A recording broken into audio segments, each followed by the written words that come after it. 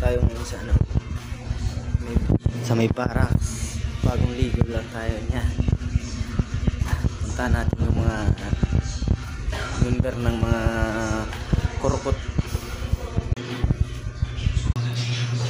Ayan.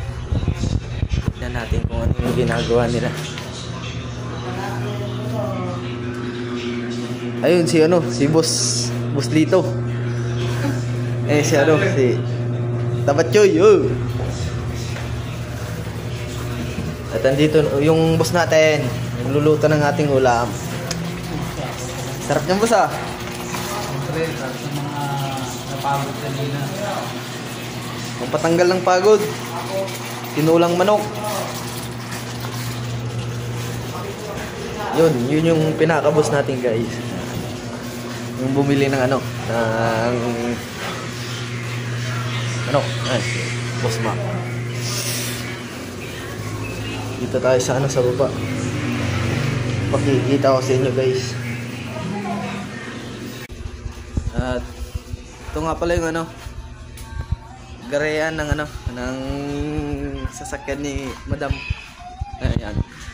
Ano, by next week, ano, ikakabit namin yung tiles niya. Ka muna, Hey!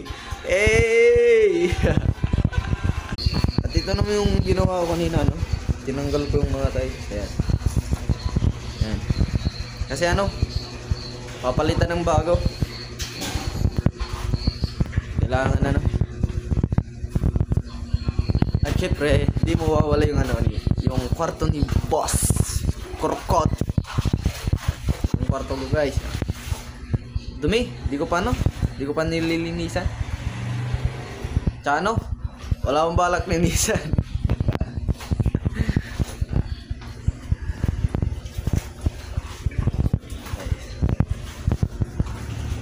Dito muna, guys. Ito pala yung ano kanina.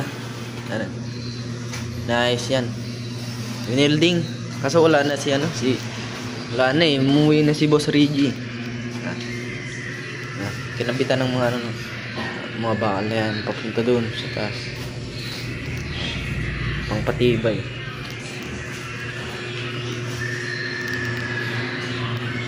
Kinabitan kanina nga.